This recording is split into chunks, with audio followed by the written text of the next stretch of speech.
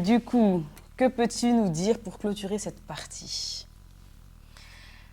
Il y a le monde dirigé par le père du mensonge qui préside avec les démons via la lignée de l'arbre de la connaissance du bien et du mal, dont l'équivalent est le schéma de répétition familiale, dans une culture, une société, un monde où l'être humain est mort de l'intérieur. Ouais. On vit des miracles par des pactes, des sacrifices qui en réalité sont des transferts où les étoiles brillent, prospèrent grâce au malheur des uns et des autres, qui constitue la nuit synonyme de mal. Le mal, les estropiés, les aveugles et tout ça, pour le plus grand bonheur des disciples en pacte avec ces forces du mal. Ouais. Wow, okay. Et on voit, non, je te donne mon enfant contre. Oui. C'est ça. Et je t'invite à lire Jean 5, 44 à 47. Je vais le lire. Et comme on fonctionne ici, je vais t'inviter à réfléchir. C'est Jean 5, hein, je dis. Hein. Ouais, Jean 5, 44 à 47. Et donc, comment pouvez-vous croire, vous qui recevez votre gloire les uns des autres, qui ne cherchez pas la gloire qui vient de Dieu seul? Déjà, qu'est-ce que tu as envie de dire? Chercher la gloire des uns des autres. Oui, parce que du coup, s'ils cherchent la gloire au travers des pauvres, des estropiés, etc., ils ne peuvent pas rechercher Dieu. Enfin, ils n'y croient pas en Dieu. Ah oui, je vois ça comme ça. Toi, tu vas dans ce sens-là. Ouais. Ok. La gloire des uns des autres. Ok. Ne pensez pas que c'est moi qui vous accuserai devant le Père. Ne pensez pas que c'est moi qui vous accuserai devant le Père. Celui qui vous accuse, c'est Moïse. Celui en qui vous avez mis votre espérance. La gloire des uns des autres, ils ont mis leur espérance en Moïse, mais pas en son travail. Dieu, on a dit que ceux qui viennent de Dieu, c'est ceux qui font leur travail intérieur. Et donc Moïse les accuse. C'est pour ça qu'il n'est pas passé avec eux à Canaan. Et il était en colère contre eux. Ouais, c'est vrai. Tu vois? C'est vrai. Il était en colère contre les Israélites, tu vois. En effet, si vous croyez Moïse, vous me croiriez aussi, puisqu'il a écrit à mon sujet. Même la Bible le dit, tu vois. Mais si vous ne croyez pas à ses écrits, comment croirez-vous à mes paroles? Les écrits, c'est le travail intérieur.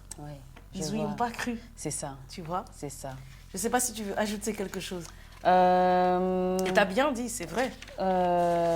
Non, en fait, tout est clair. Tout est clair. Tout est clair. Ok. Et donc, Israël, resté esclave de l'intérieur, a été séduit par les exploits de Moïse. Ouais. Les miracles. C'est pour ça qu'ils ont suivi Moïse dans ce sens-là, mais en gardant le fonctionnement de l'Égypte qu'ils ont reproduit au désert. Tu vois, je t'ai dit, les commandements, la mauvaise façon de fonctionner, c'est toutes les pratiques qu'ils avaient vues en Égypte. Tu vois. Ce peuple a répété les actions sans en interroger le sens. Donc, ils sont sortis du désert et tout ça et tout, sans en interroger le sens. C'est une attitude typique, mécanique, propre au commun des mortels. Ils ont mis le sang sur les portes, ont été récupérer leur argent et l'or chez les Égyptiens, ont mangé le pain sans levain, ont quitté l'Égypte par simple imitation, se limitant à ceux qui a ébloui leurs yeux. C'est une perception d'enfant. C'est l'enfant qui éblouit. L'enfant est ébloui par ce qu'il voit. Il se limite, raisonne sur ce qui est visible seulement, palpable. Tu vois, comme je disais, il y a TikTok, Facebook, Google. Pour le monde de l'enfant, il y a Disneyland, un bon magasin de jouets. Mais l'adulte, le spirituel, l'homme né d'eau et d'esprit, de la nouvelle naissance, lui, il va faire attention, c'est le Wi-Fi. Ceux qui, comme j'ai dit, qui ne se voient pas. C'est ça. Et qui pourtant est le plus fondamental. Sans Wi-Fi, pas de TikTok, Facebook, sans pensée créatrice, pas de Disneyland, ni de jouets. C'est vrai. C'est la pensée créatrice qu'il fallait cultiver. Se centrer sur le Wi-Fi, l'invisible. Ouais. L'invisible, tu vois. Ouais. Le côté où le père est abuseur. Le côté où... en fait, comment la maladie se transmet. Ce qui est visible, c'est la maladie qui crée l'aveugle. Mais en fait, qu'est-ce qui a causé ça? Tu vois, c'est toute cette dimension invisible. C'est ça. Tu vois? C'est ça. Et si tu lis la Bible comme un enfant, tu te connectes au diable, au père du mensonge. Tu vois, un peu comme Nicodème. Je dois retrouver né dans le ventre de la mère, tu vois. Les autres qui utilisent et tout la Bible, oui, vous serez, si vous êtes pauvre, vous serez heureux, tu vois.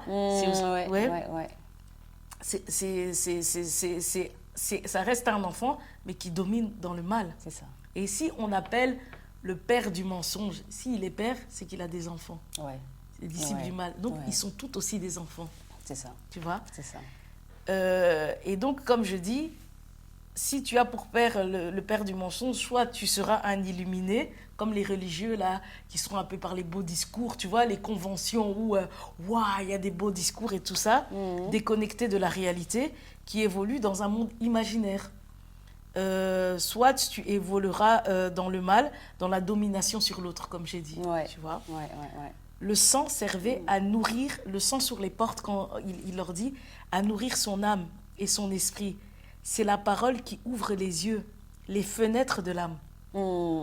Les yeux sont les fenêtres de l'âme, tu vois. Et on peut dire aussi que c'est à ça que servent les portes, ce sont les yeux. Donc, tu vois, quand je lis la parole, le sang, c'est lire la parole, et après, ça me nourrit dans l'âme. Tu vois, ils n'ont pas compris dans ce sens-là. Ils ont compris comme Nicodème. Exactement. Ils ont vraiment été chercher l'or. Tu vois, c'est comme si je disais, moi, j'étais pauvre. Moi, j'étais pauvre et tout. Et je me lève, je veux dire aux riches, maintenant, donnez-moi de l'argent. Ils l'ont fait. Je vois. C'est un peu le fonctionnement des personnes et tout. Souvent et tout, les politiques et tout, ils vont dire, les politiciens, eux, ils ont des grands salaires, on fait des manifestations et tout ça. Mais est-ce que nos conditions changent? Rien. Qu'est-ce qu'on fait? On fait comme Israël. Oui, voilà. Il y avait ces trucs de mouvement de gilets jaunes et tout. Ça se calme un peu, mais la vie, elle va toujours en augmentant. C'est toujours plus cher. Et puis ça se répète. La pauvreté, le gouffre, ça grandit. Oui ou non? Oui, c'est ça. Pourquoi? C'est vraiment Parce ça. qu'on va récupérer notre or et notre argent chez ceux dont en fait on demande à demander l'or et l'argent chez ceux qui trouvent leur confort dans leur richesse. Est-ce qu'ils vont nous donner? Exactement, pas du tout. Ils vont nous calmer un petit temps. C'est ça. Mais est-ce que nos vies évoluent? Rien, ça n'évolue pas. Exact. Et donc l'Égypte a fait d'eux des esclaves comme Moïse. Ils devaient récupérer leur valeur intérieure. Ne plus percevoir les Égyptiens comme supérieurs à eux, en travaillant sur eux. Comme Moïse face au Pharaon, soit de se demander comment ils sont devenus esclaves. Quelles ont été les erreurs, les forces, tu vois. Si c'était le cas, s'ils auraient fait ce travail, ils seraient avec Moïse. Tous, ils se seraient retrouvés tous devant le Pharaon, tu vois. Chacun conscient de la valeur de sa propre existence. Le sens même de mon témoignage. Je suis en train de prendre conscience de mon existence. Exactement. Tu vois. Mais ici, Israël est séduit par le discours du serpent, les miracles de Moïse et tout, se laisse guérir et forme un gouvernement identique à l'Égypte. Tu vois.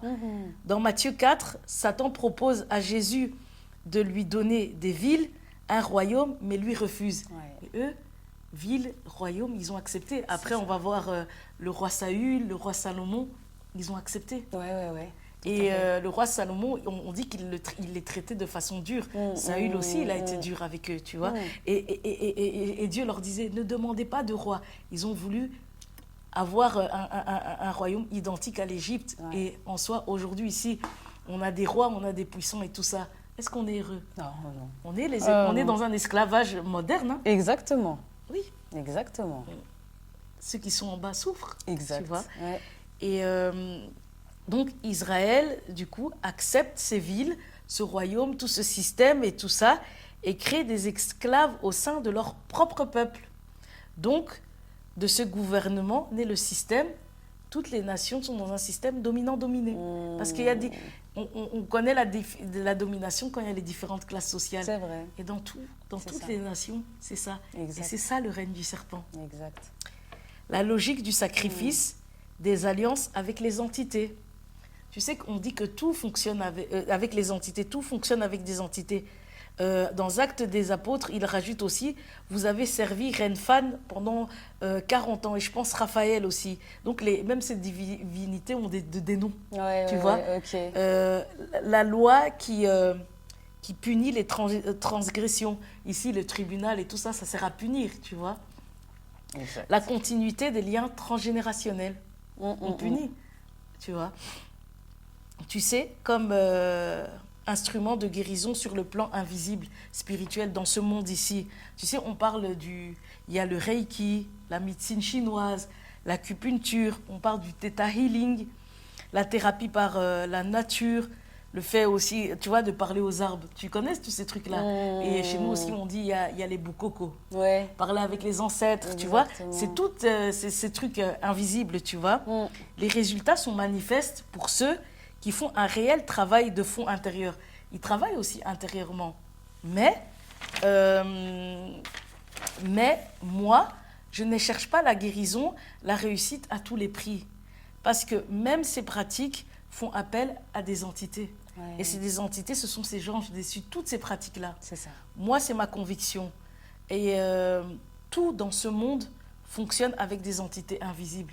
Tu vois, dans des sociétés, enfin, quand je dis aussi une équipe, elle a un hymne et tout ça et tout, ils ont un hymne, ils ont un animal comme totem. On dit que derrière, il y a toujours un égrégore, une entité, tout, tu vois. Ouais, je vois. Et des entités invisibles. Et ces entités invisibles, on dit, il y a des bons démons et des mauvais démons. Mais le tout reste des anges déchus, détournés du Dieu vivant. Tu vois. Donc, fonctionner avec ces forces nous maintient dans le périmètre de la mort. Même s'il y a des bons démons qui te donnent la richesse, qui te donnent un champ, mais tu es toujours dans le périmètre de la mort intérieure. Ouais, je vois. Ces gens, ils finissent toujours un jour par mourir.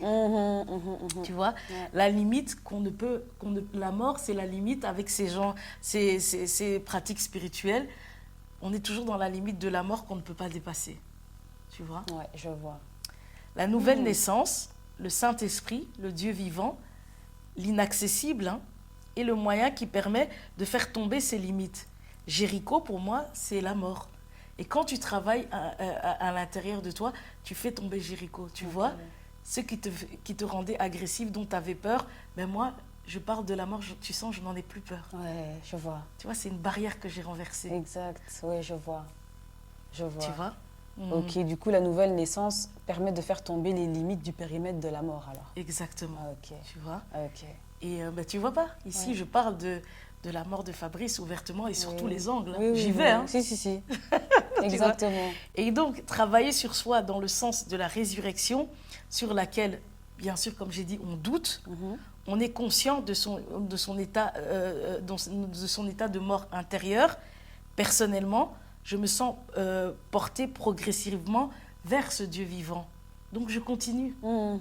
Je me guéris selon des valeurs liées à une lecture de la Bible. Donc, chaque jour, je vois les exploits intérieurs et je nais d'eau et d'esprit, tu vois. Et même dans la vie de tous les jours et tout, je vis des choses incroyables. Ah ouais. Et je pense que tu le sais. Bien sûr. Tout à fait. Et du coup, la résurrection, du coup, c'est un peu comme la chenille qui se métamorphose et qui devient un papillon, c'est bien ça? Voilà. Voilà. La chenille, c'est la vie mécanique, héritée de nos parents humains, de la société, de la culture, du monde. Tu vois, tout ça régit toujours par des différentes entités, tu vois. Différentes entités toujours plus fortes, tu vois. Il y a les entités de la famille, elles sont moins fortes que les entités culturelles, encore plus fortes. Et puis, les entités en fonction des nations. Et puis après, l'ordre mondial qui dirige des principautés encore plus grandes, des démons encore plus puissants. Donc, voilà, tu vois. Et c'est le premier corps. La chenille, c'est le premier corps que Jésus a laissé en allant à la mort, tu vois. Je ne prends pas sa résurrection comme une métamorphose, mais mes limites humaines, la mort, ne peuvent croire en une telle réalité, tu vois. Et dans le fond, on ne croit pas en l'invisible. On ne croit pas, c'est pas possible de croire en l'invisible. C'est le travail engendré à partir de l'invisible qui progresse, qui fait que l'on incarne ce qui est impossible. Fabrice et moi, c'est pas comme si on s'est dit « Ouais, j'ai la foi, il va devenir père et époux ». C'est le cheminement, tu vois. On se clash, on se rencontre d'une telle manière et on arrive à devenir ce miracle. C'est un miracle, pourquoi? Parce que nos liens de famille nous empêchaient de le devenir. Tu vois? Mais c'est pas qu'on a dit « Ouais, je veux croire à ton pléri, à être époux ». C'est une souffrance. T'es animé par ton identité de vie d'affectif. Moi, en fait, c'était un moment où... j'ai eu un père absent et tout ça. J'ai connu des parents et tout ça qui se disputaient régulièrement. Comment je voudrais croire en la vie de famille, la vie d'époux? Et en fait, de ce qui se passait dans ma famille, comment je pourrais croire en ça? C'est logique que je ne croie pas en tout ça, que je sois déçue de tout ça. C'est ça. Ce vide affectif était lié à ça. Donc, comment je vais croire? Mais c'est le travail intérieur qui a fait qu'on est arrivé là par ce cheminement. Tu vois? Donc, on ne croit pas au truc impossible, tu vois. On le devient. C'est ça. Donc, comme je disais, on n'a pas à croire à ce qu'on devient et qu'on est. Jésus dit lui-même quand il dit « Je suis le chemin. » La vérité et la vie. Je suis. Tu vois? Exact. Oui. C'est progressif. À Dieu de me faire évoluer par le Saint-Esprit jusqu'où il souhaite m'emmener. Et si c'est impossible, au moins, j'aurais donné accès. C'est ça. Si je n'arrive pas à ce périmètre qui dit chasser les démons et tout ça, voilà. Mais moi, pour moi, je commence déjà. Parce que je vois, en fait, les choses qui sont en train de... déjà, la dimension où, avec mon fils qui était taxé de... Tu sais que mon fils, au début, quand son père décède, on dit qu'il fait une dépression. Ok. Qui a déjà fait une dépression? Ah, mais toi? Ah, ouais. Comment je fais? Je réfléchis selon une certaine manière. Mon fils ne fait pas de dépression. Quel lapsus? Pourquoi je dis ça? Mon fils ne fait pas de dépression. Ça c'est une première chose et tout. Et en fait, on m'a dit qu'il n'allait pas réussir à l'école. Qu'il y a eu des problèmes à l'école. Mais toi aussi. Oh, wow. Qu'est-ce que je fais? On fait tout ce travail thérapeutique. On revoit la situation de la mort et tout ça et tout. Jusqu'aujourd'hui, est-ce que mon fils a raté? Non. Non. C'est un miracle ou pas? Ouais, clairement. Clairement. Tu vois? Ah ouais, génial. Mon fils qui avait des problèmes par rapport à la parole. Tu sais, et en plus, je lui ai donné le nom de mon frère malade, qui était réservé et tout ça. Après la mort, qu'est-ce qui se passe? Il intègre l'identité de mon fils. Il ne parle pas, il est renfermé. Il intègre l'identité de ton frère. De mon frère. Ouais. Qu'est-ce qui se passe? Je vais y arriver, hein. Des lapsus transgénérationnels. Si. Et donc, il intègre l'identité de mon frère sur le plan transgénérationnel. Il ne parle plus, il est réservé et tout ça. Qu'est-ce que je fais? On fait un travail sur lui. Aujourd'hui, mon fils... Ah, il parle bien. C'est un moulin à parole. Hein. Oh oui. C'est un exactement, miracle. Oui, tout à fait. Tout à fait. Et en plus, je l'aurais laissé comme ça. Il allait être orienté vers l'enseignement spécial et tout ça. Ouais. Mon petit frère aussi est passé par là. Ah, tu vois, les répétitions. C'est un miracle. C'est ça. Et ça commence petit. Et je sais que je vais monter. Et je sais qu'il y a des personnes qui me regardent ici. C'est impossible, en fait, de ne pas vivre des grandeurs. Tu as expérimenté le groupe et tout ça et tout. Ouais, exact. Est-ce que tu dirais que comment tu définirais ta vie, toi? Ma vie. Comment est-ce que je la définirais? Tu as été dans un travail intérieur? Ah oui, ça c'est clair. Alors... J'ai fait un travail intérieur et je vois vraiment les Est-ce que tu as envie d'en parler d'abord? Oui, je peux en parler. Je peux en parler. Oui, je vois les différences, bien sûr. Comment toutes les choses se répétaient auparavant et comment moi-même j'avais mes yeux fermés. Hein. Je regardais que d'une seule manière. Je faisais les choses de manière machinale aussi. Et le fait d'avoir fait un travail intérieur fait que il y a des répétitions qui ne se répètent plus, tout simplement. Donc, et comment tu te sens par rapport à ça? Ah, mais je me sens bien. Je me sens super bien. Aujourd'hui, je me sens vivante, quoi. Donc, ça veut dire que tu fais partie de ceux qui sont au festin. Ouais. Parce que tu manges quelque chose, tu nourris ton esprit. Et donc, ça coupe la répétition. Tout à fait. Tu te sens mieux. Donc, ça veut dire qu'avant, comment tu pouvais te définir alors? Mais comme morte, hein. Oui, mais ça, c'est... de façon théorique, oui. Morte, ça se définit. Tu étais comment? Tu pouvais te définir comment? Dans un mal-être. Ouais, oui. Tu te définissais comme quelqu'un dans un mal-être. Bien sûr. Ok. Bien sûr, bien sûr. Ouais, mal-être, t'as des exemples? Quels exemples? Oui, j'étais dans un mal-être intérieur. Il n'y avait pas du tout de travail intérieur. Donc, oui, dans un mal-être intérieur. Et je vivais avec ce mal-être intérieur comme si c'était quelque chose de normal et comme si c'était une fatalité en soi. Ok. Donc, mais ça se manifestait comment? Là, tu restes dans la théorie. Ça se manifestait comment ton mal-être? Comment ça se manifestait? Je t'embête. Hein. Je dois aller chercher les mots du coup. Comment ça se manifestait? Dans la tristesse, une tristesse profonde. Ok, c'est ça que je veux entendre. Oui. Mort intérieure, tu me prends mes mots là. On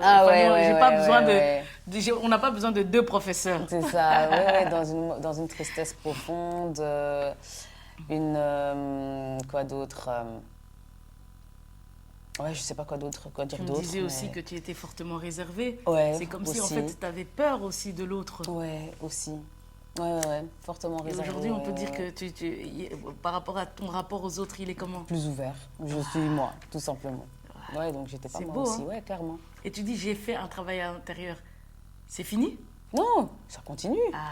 Que ça puisse continuer, que ça soit encore mieux, encore et encore, faut viser plus. Les miracles plus gros. Bien sûr. Faut viser où on sent que voilà, il n'y a plus d'estropie. Exactement. Exactement. On n'y croit pas, mais on le devient chaque jour. C'est ça. Voilà. Par les actions. Exactement. Donc en gros, pour le moment, pour revenir à moi, je me vis hors de ma réalité transgénérationnelle, parce que je suis partie d'un travail sur mon transgénérationnel, dont j'ai pu dépasser le cadre, la mort. Et en soi, étant dans le cadre d'un raisonnement de mort, les miracles, au sens de la résurrection, ne peuvent être intégrés vu que ça annule le refuge des démons. Des démons avec qui en fait, tu comprends que nous cohabitons.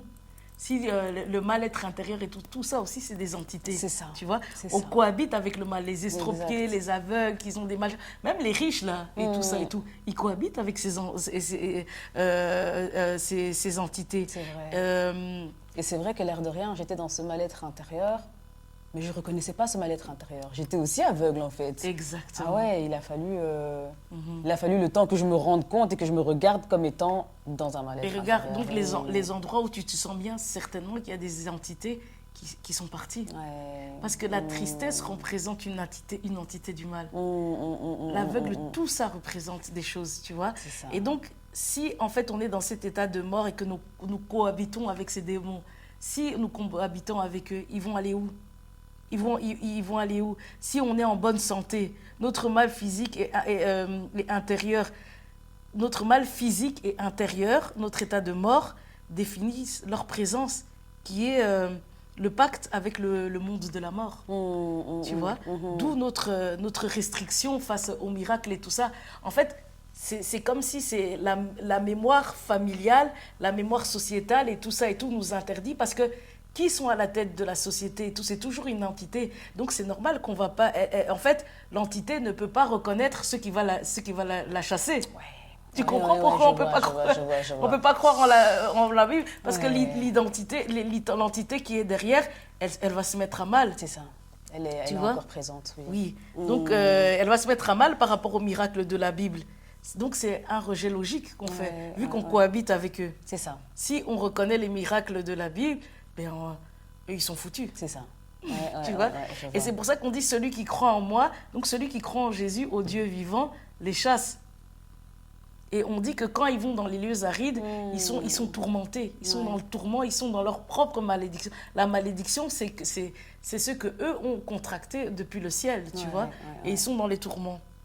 Et donc, la vie est un corps étranger face à la mort. Tu vois? Ce sont des opposés parfaits. Exactement. C'est pour ça que tu ne peux pas être... si tu es dans l'un, tu ne peux pas être dans l'autre. C'est ça. Et si tu es dans l'un, tu ne peux pas reconnaître... si tu es dans l'un, dans cet état de mort, tu ne peux pas reconnaître la vie. Oui. Et si tu es dans l'état de vie, tu ne peux pas reconnaître l'état de mort. Ouais, c'est ça. Voilà. C'est ça. Et donc ils sont chassés. Oui. Ah ouais. Génial. Eh bien, superbe conclusion. Voilà. Génial. Bon, on va s'arrêter là, du coup. Et ben voilà.